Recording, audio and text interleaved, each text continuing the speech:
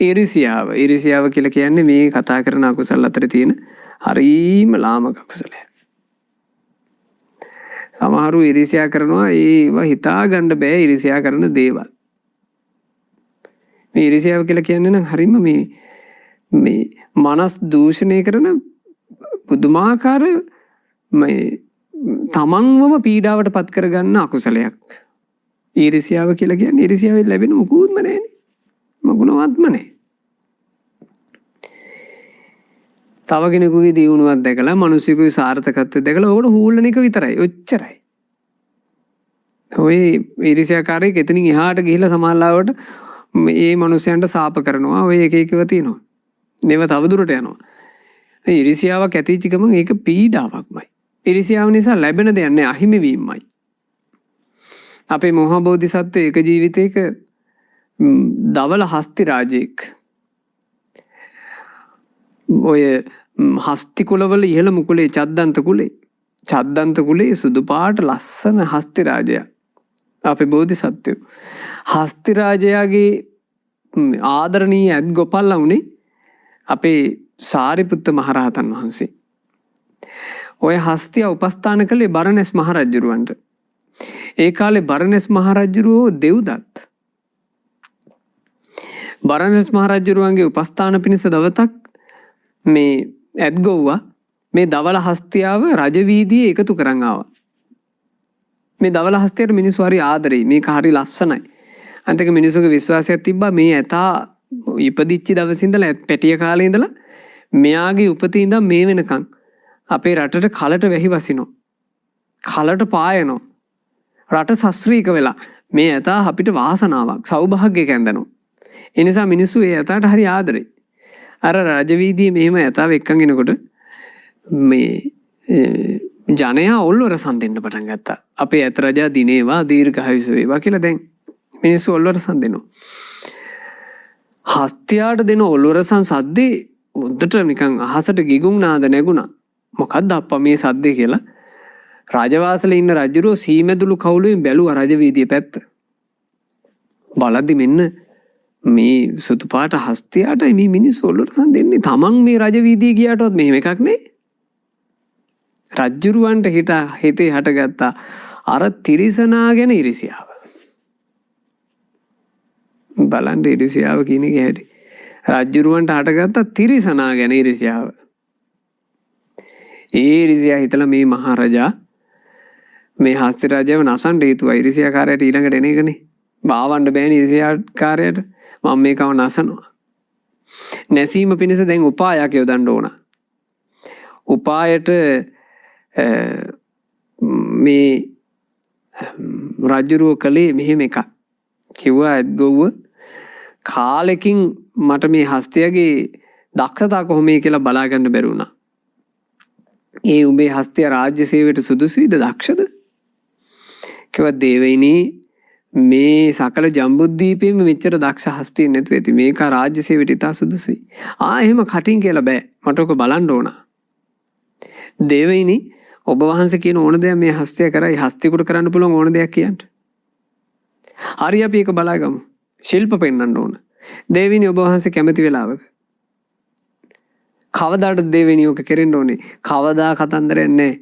අද මේ දැන් ශිල්ප පෙන්වන්න ඕන. දේවිනි හස්තිය සූදානම්. ඇත්ගොව කියනවා. රජුරෝ අනබෙර ගැස්සෙව්වා. මේ හස්ති රාජයාගේ ශිල්ප දැක්වීම තියෙන්නේ කොතැනද කියලා. කොහෙද මේ ශිල්ප දැක්වීම තිබ්බේ? චෝර ප්‍රපාතේ මුදුනේ.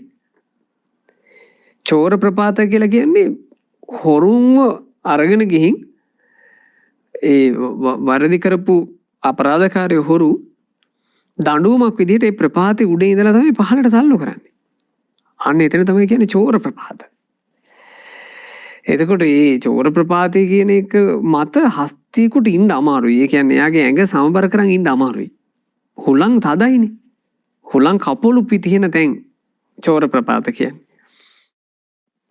එතකොට ඇත්ගොව්ව කල්පනා කළා. නමුත් මේ හස්තියට ඕක පුළුවන්. ඉතින් ඇත්ගොව්වට ප්‍රශ්නයක් නැහැ. රජුරු අණ කළා මේ හස්තියට. ඇත්ගොව්වට කියන්නේ දැන් හස්තියව චෝර ප්‍රපාතයට නංවාපම් බලන්න. රජුරුවන්ගේ හිතේ තියෙන අනිවාර්යෙන් මේකට චෝර ප්‍රපාතේ නගින්න බෑ. ඔය මගක් නගිනකොට ඕකේ සමබර නැතුව මේ ඇත්ගොවත් එක්කම ඇදගෙන වැටලා මැරිලා යයි. රජුරුව එහෙම වේවා කියලා බලාගෙන ඉන්නවා. ඇත්ගොව්ව හස්තියාගේ උඩට නැග්ගා. නැගලා ආදරෙන් කිව්වා පුතේ මේ චෝර ප්‍රපාතේ මුදුනට නගිමු අපි. එදාට කිසි වෙහෙසක් නැහැ. මොහොතක්වත් ඒ කියන්නේ එක පියවරක්වත් පිටිපස්සට තිබ්බේ නැහැ එක මොහොතක්.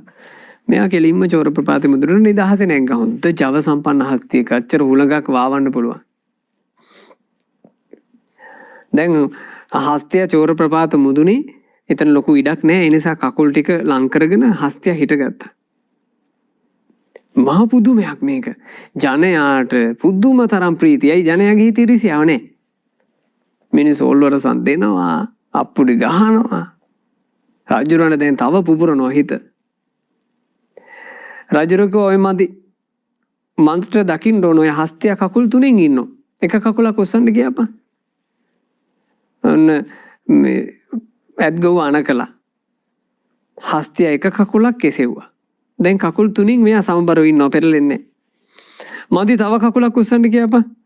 හස්තිය ඉදිරි පාදයක උස්සලා පසුපස පාදකින් හිටගත්තා. පෙරලෙන්නේ මෙයා ඉන්නවා සමබරව. ඔයත් මදි. අනෙක් කකුලත් උස්සන්න ගියාපා. දැන් මෙයා තනි කකුලෙන් හිටගෙන ඉන්නවා. ඇත්ගොව්වත් පිටමත තියාගෙන චෝර ප්‍රපාත මුදුනේ හුලඟත් වාවගෙන මෙයා ඉන්නවා. මිනිස්සුන්ට හිතා ගන්න බෑ මේ සතුට. මිනිස්සු ජය ඝෝෂා කරනවා. හරිනම් ශිල්ප දැක්වීම මෙතනින් ඉවර වෙන්න ඕන. මොකද මෙයින් එහා හස්තියකට කරන්න පුළුවන් ශිල්පයක් නැහැ මෙතන. රජුරුවන්ගේ ඉරිසියාව කොච්චර බලවත්ද කියන්නේ. තමන් කියන්න යන වචනේ මොකද්ද කියලා කාණන් නැතුව කියන්නේ. රජුරුව කියවනේ අනික කකුලත් උස්සන්න ගියාපා. දැන් අනෙක් කකුලත් ඔසවපු ගමන් අනිවාර්යෙන් මේ හස්තිය වැටෙනවනේ. පිහිටා ඉන්න විදිහක් නැහැ. මේක කියනකොට මැද්ගොවට තේරුණා. මේ රජාට වෙන මොකුත් අවුලකට නෙමෙයි මේ. ඉරිසියාවටමයි මේක කරන්නේ. අනේ මැද්ගොව කලේ හස්තියගේ හිස අත ගාලා ආදරෙන් කිව්වා පුතේ පොඩි කාලේ ඉඳලා මම ඔබව හදාගත්තේ. දැන් මේ දුෂ්ට රජා නිසා පුතේ අපිට මේ විපතක් වෙන්න යන්නේ. උඹ දැන් කකුල ඔසවන්න මං අණ කරපු ගමන් උඹයි මායි දෙන්නම මේකෙන් වැටිලා මැරෙනවා. පුතේ කමක් නැහැ. රාජානනේ උඹ කකුල ඔසවාපන් දරුවෝ. ඉතින් උඹට අහස් ගමනක් තියෙනවා නම් තමයි අද අපි බේරෙන්නේ. මේ හස්තිය කකුල එසෙව්වා. අසිරියා. මෙයා චද්දන්ත හස්ති රාජයෙක්. මෙයාට සහජයෙන් උපතින්ම තියෙනවා අහස් ගමන. මෙයා කකුල එසෙව්වට බිම පතිත උන්නේ. මිනිසුන්ගේ ජය ഘോഷා මිනිසුන්ගේ ප්‍රීති ഘോഷා මැද අර ඇත්ගොවා දැන් රජුරවන්ට මේ පුදුමයි. රජුර බලාපොරොත්තුුනේම නෑ මේක. ඇත්ගොවා හිස අත ගාලා හස්ති රාජට කිව්වා පුතේ මේ වගේ දුෂ්ට රජෙක් අද නසන්න බැරි වුණාට උඹව නසනවමයි. අපි මේ විජිතය අතහැරලා යන්න ඕන. දරුවෝ උඹ මාවත් ඔසවාගෙන කෝසෙලට යමන් අහසට එසවියන්. පහළ ඉඳලා ඊතරයකින් විදින්න බැරි උසකට හස්ති රාජ අහසට එසවුණා. ඒ ඇත්ගොවා අහසේ ඉඳන් හස්තියගේ පිට ඉඳගෙන කීවාලු අර රජාට එම්බල මෝඩ දුෂ්ට රජ නුඹ වගේ ඉරිසියා කාරයෙකුට මේ උතුම් හස්ති රාජයාගේ උපස්ථාන අහිමි. එහෙම කියලා මේ හස්ති රාජයාත් එක්ක කෙලින්ම ගිහින් බැස්සේ කෝසලයට.